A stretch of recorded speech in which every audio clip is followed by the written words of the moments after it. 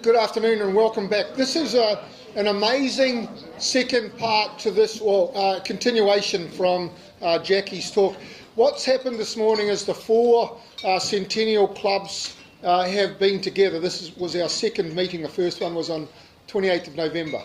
We met this morning in the Wellington Club, and what we've been looking at is what is the centennial project between the four centennial clubs for coming up to 2021.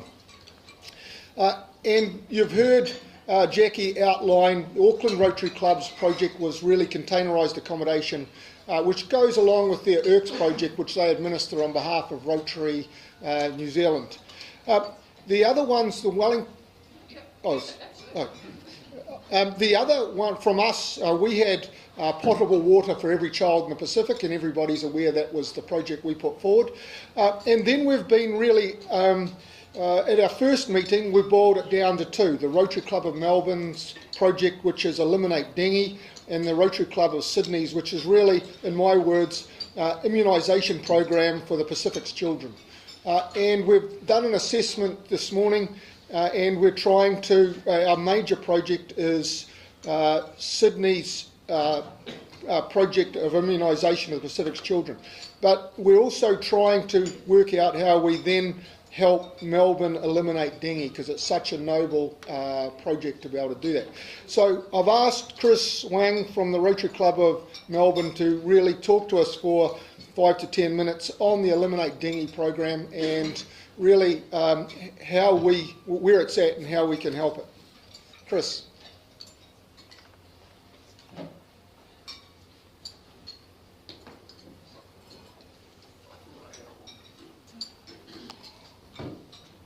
Thank you, President Mark.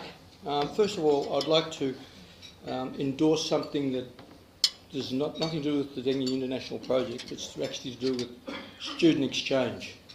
Because and Gaileen's mentioning of student exchange, it's such a fantastic program. I've been on our club's committee for 20 years. I've hosted many students, and it's not only what it does for the students, but it also is very much to do with what it does for your family and the fantastic relationships our kids have made from being host brothers and sisters. Anyway, back to the discussion that I've been asked to give. The Rotary Club of Melbourne researched what possible projects we do for the Centennial Project, and we came up with the Eliminate Dengue program, which to eradicate dengue from the Pacific and subsequently, hopefully, from the rest of the world. Currently, around the tropics, there's 3.9 billion people live in the tropics. All can, at some time, catch dengue. Each year, approximately 390 million people are affected by dengue. And obviously, there's a huge government cost and economic family cost. This particular technology was developed at Monash University in Melbourne. It's taking a natural bacteria, which is called Wolbachia, which comes from insects. And what they've done, they've taken this Wolbachia, which can reduce the effectiveness of the virus, or the spread of the virus, by injecting the Wolbachia from the fruit fly into one particular species of mosquito, the Aedes aegypti mosquito, which carries the viruses of yellow fever, chikungunya, Zika, and of course dengue.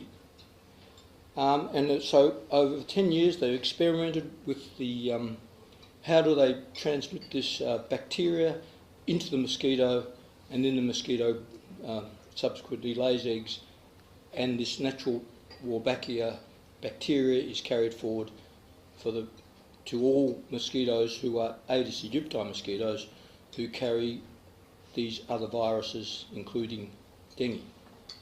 So they've actually mastered technology. They've injected mosquitoes with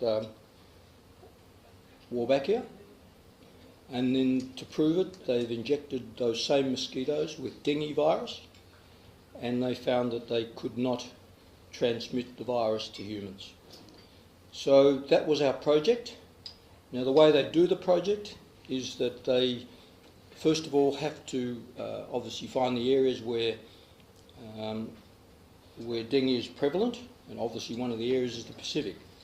So they have this project where they are going to do 4 countries as a trial, starting this year.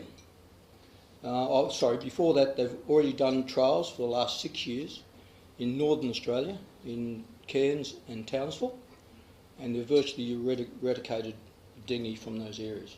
Now they're taking that experience and taking it into the Pacific in 4 countries, and that's where this project was coming from.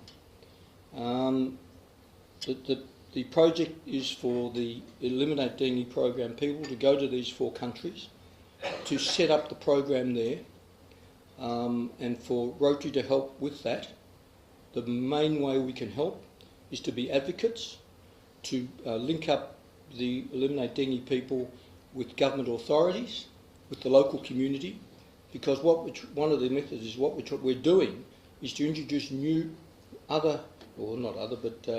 mosquitoes, live mosquitoes, into the community. So it's very important that you take the government with you, you take the health authorities with you, and more importantly, you take the local community with you. So there's a lot of advocacy work that not only the Eliminate Dengue program people have to do, but with the support of Rotary, get that message out so it's accepted 100% by the communities when they put the deployment in. On top of that, there are other areas where Rotary can help by building insectaries, by breeding the eggs. Just to give you an idea, what they do is they inject the mosquito with the bacteria, the female one. The female lays the eggs. The eggs are then freeze-dried, and then they cut up, and then they're sent to the host countries where the dengue is prevalent, and they put it in a little box, the eggs, the freeze-dried eggs, with some food, with some mosquito food. They put some water in the box, and when obviously the eggs, the larvae form and the eggs turn into mosquitoes, they fly out, but they've got war back out. So then when they mate with other Aedes aegypti, the females mate with other Aedes aegypti mosquitoes, they all carry the bacteria, and eventually the whole colony of mosquitoes in that particular area carries the bacteria, and therefore the virus dengue and the other viruses cannot be transmitted. I think that's all I should say. There's a lot more, but if anybody's interested, please come up and see me after.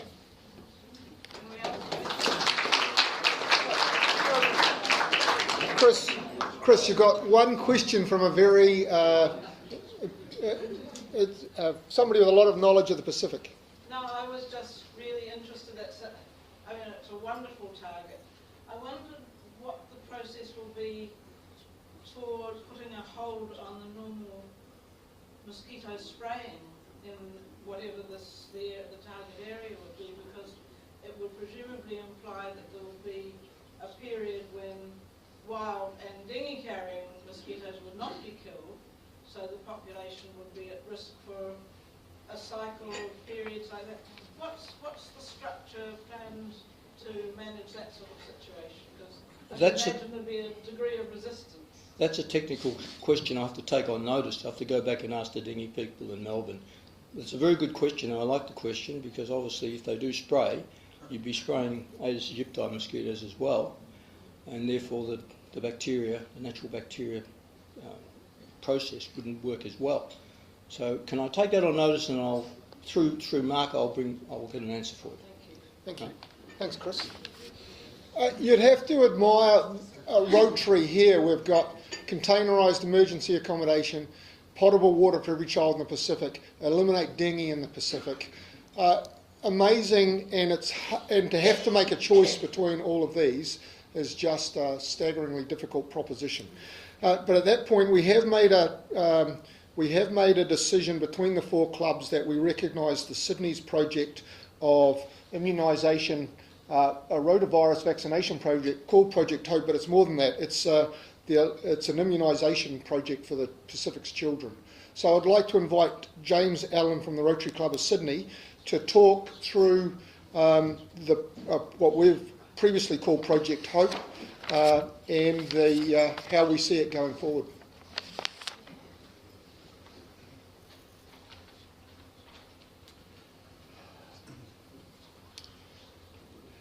President Mark, thank you very much, and it's great to be here in Wellington. As Mark has said, the project that I guess we've come up with has been, I guess, endorsed as the preferred project for our centenary project. It's quite an ambitious project. It's basically aimed at vaccinating the children of the Pacific with 3 new vaccines that have not been introduced into the Pacific Islands previously. The vaccines are the rotavirus vaccine, which is mentioned up here, and in fact when we were developing this project we started with rotavirus. Rotavirus is a major cause of diarrhea, particularly amongst young children, and in the developing world can often lead to death. But we've also added to that 2 other vaccines which we are also going to introduce through this project.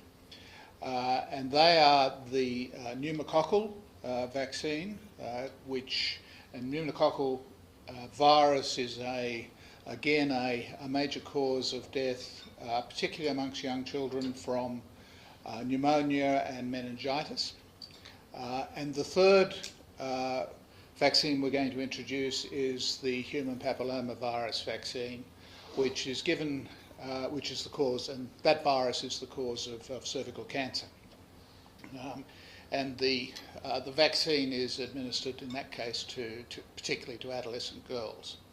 Now, these vaccines are all standard vaccines now in the developing world, developed world, in Australia, New Zealand and elsewhere, but they've not been introduced into a lot of the developing countries. They're also relatively new vaccines. I mean, most of these 3 vaccines have really only been developed in the last 10 to 20 years. This particular project will be done in collaboration with UNICEF. UNICEF both in Australia, New Zealand and in the Pacific. And it's really a case of working with the local government. So the actual vaccinations happen through the local ministries of health, the community health centres, the baby health centres, whatever. And it's really about improving the capability and sustainability of these countries to look after themselves. We're fortunate in that and the reason that the project has been expanded from the original idea of rotavirus to include the others is that we also have the support of the Asian Development Bank.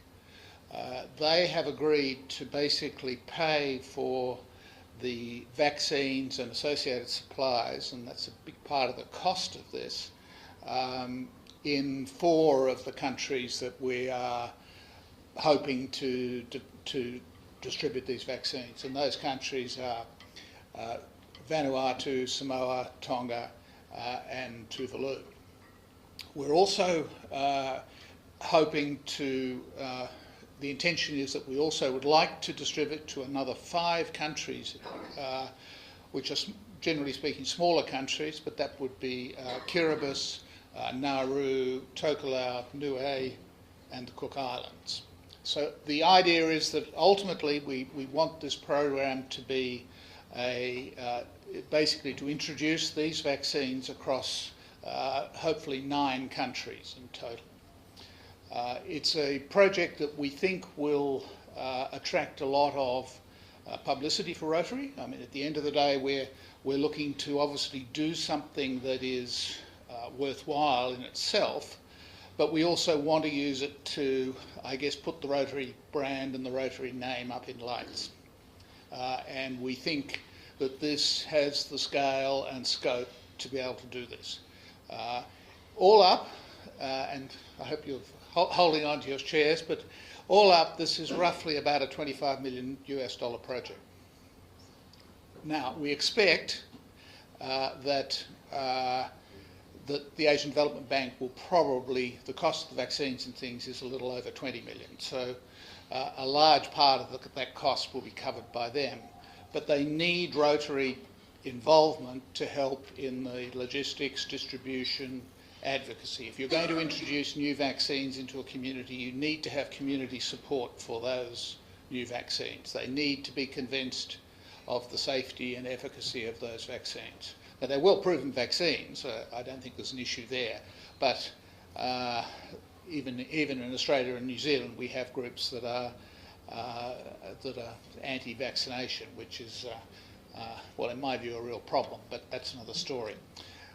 So there is a real role for Rotary in all of this to basically support UNICEF and the ADB, and it would be really it's a joint venture, a partnership between our organisations, but the Rotary name will be up there in lights, so to speak.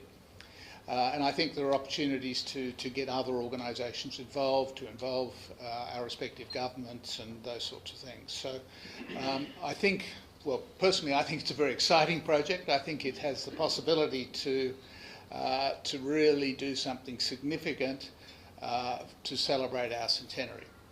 The total commitment for Rotary in terms of fundraising would be, to do all 9 countries, is probably of the order of about $4 million US. And that would be spread over 3 to 4 years leading up to the centenary in 2021. So perhaps that's, I'm happy to answer questions, and people may have some, but that perhaps gives an overview of what we're aiming to do. I'm wondering, are the pharmaceutical companies going to give you a discount for the price of the vaccine? Yes and no is the short answer to that. Certainly by working through UNICEF, and UNICEF would be responsible for the procurement of these vaccines, that they will, they have some buying power, let's put it that way. So yes, they will negotiate a good deal with the pharmaceutical companies, but they are probably not going to give it to us, if you know what I mean. Is this how do you handle the ongoing needs for vaccination? Is this a program that will... Yeah, part of the commitment, obviously the individual governments in each country have to commit to this up front. I mean, the actual program is going to be I guess at the front line, is going to be delivered by the Ministry of Health workers, community health workers, etc. The countries involved need to understand, and I think they do understand, that the savings that they will make by the introduction of these vaccines around hospitalisation rates and those sorts of things, there'll be significant cost savings in terms of the number of kids that end up in hospital with diarrhoea and the like, or pneumonia or meningitis or whatever. Is such that that will create significant savings within the health system, and those savings will go towards, in part, towards the ongoing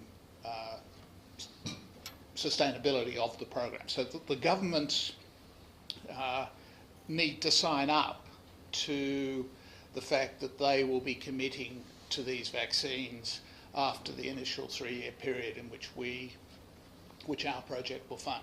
So the idea is that this project, in effect, gets them over that initial hump, gets them started. They can start making the savings, seeing the effects in the community, and then the money is hopefully there to be, and as long as they haven't gone and spent it on something else, is going to be there to sustain the project. One last question. You're talking about the HPV virus, and I understand that that's most effective if it's also given to adolescent boys as well as girls. Is that something that you're planning to do? And then the second point around that is that's clearly a very different exercise for vaccinating young children, and it has a very different educational focus. In Samoa, I worked with the Samoa Cancer Society, and several years ago, at that point, I understood the Samoa government was close to considering that series of vaccination. How you'll align with whatever governments are currently doing? How will that whole nexus around that particular virus be worked out? I mean, I understand that also that it is often it's seen as being most effective if the boys can get that vaccine as well. I appreciate that. I think from a cost point of view, at least initially anyway, it is the plan is just to vaccinate the adolescent girls. Who get the immediate protection from it, and that's the first priority. And I think that's in actual fact the way it was originally rolled out, certainly in Australia originally. So from that point of view, we will concentrate on the girls to start with. Whether it gets extended to the boys later, I'm not sure. We'll just have to wait and see how that goes. It's not a cheap virus. It's not a cheap vaccine, I should say, and therefore that would have to sort of come into the budgetary side of things. In terms of fitting in with what the governments want and need and their programs, the short answer is yes, we will work with the governments, and UNICEF is already in discussion with many of those governments, all of them, I think. Thanks, James. Okay. Well, thank you, and we look forward to working with you all over the next 4 or 5 years. Thank you.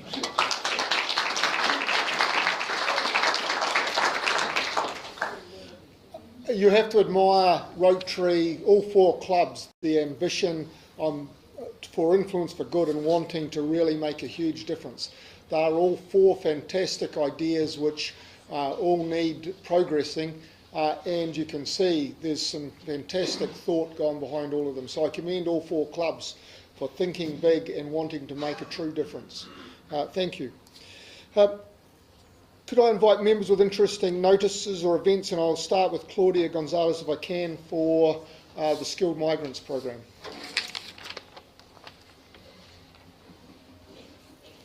Hi, thank you so much for having me, and I just want to say that it's been a really uplifting experience being here for lunch. As my name probably tells, I'm a skilled migrant myself, and I have the opportunity to work at the moment with Victoria University through the Johnson Group in order to place skilled migrants in 6 weeks unpaid internships that hopefully will help them, get that first step and launch them into the professional future here in New Zealand. For this intake, we have 13 people, I should say 13 wonderful people that are really qualified and that have really struggled trying to get the foot in the door. At the moment, we've placed 5 participants with organizations such as UNICEF, NEC, Suburban, and Health Quality and Safety Commission, from the top of my head. We have other 2 participants that are also in interviews this week, so hopefully that'll get placed as well. But we still have 6 participants who have different backgrounds and profiles that are looking for an opportunity. So this would be for 6 weeks unpaid internship, as I mentioned, starting on Wednesday, 26 April, and finishing the 2nd of June. So all the information on the participants is in the Rotary Club website. But if you would like me to email you more information, I'll just be sitting over there, and you can just approach me, and I'll be happy to do so. And yeah, let's just help them, get to where they want to in their dreams, as I have. Thank you. Thanks, Claudia. If you don't, for other clubs that are here, we've Victoria University with the government and with our assistance in the Johnson Group have had a multi-year, very successful skilled migrants program, and the club is heavily engaged with that, and I do commend Claudia, the Johnson Group, Victoria University for it, and if we could help again, please do, because it's such a successful program. Tracy. I'm fortunate to be the person who follows on from Gayleen. Just as I mentioned last week, the Rotary Youth Exchange program is open for us to take the opportunity to have an inbound student. So there's something in Mark's newsletter. If anyone's got 3-4 months of the year coming up from July that you would just love to have someone about a tenth of your age in your house, 3 months,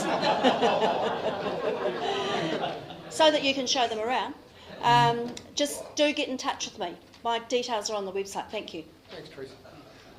Anybody else want to talk to some of these? Is the tomorrow Wild Ideas at Wellington Zoo Conservation Symposium's on?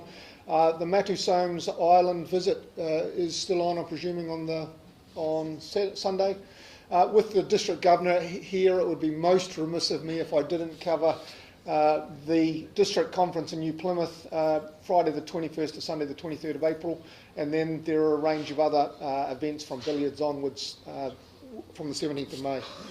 If I could now move, Patrick, please, to speakers in advance. Next week, we've spent a lot of time developing our website. I commend all of those engaged with it, particularly Michaela, Rebecca and Fraser. And then there's no Rotary on Monday, Easter Monday, and then we've got a keynote speaker for Monday the 24th, Anzac Day. In conclusion for today, thank you to all of the visiting Rotarians and all of the guests that have been here. It has been a day really to be proud to be a Rotarian, given really the ambitious nature of what we have been and are aiming to do for our centennial. My closing thoughts are from an Australasian perspective. This week in history, in 1932, Phar Lap died in San Francisco. Born in New Zealand, trained and raced in Australia, winning 36 of the 41 races and winning the Melbourne Cup. We claim Phar Lap.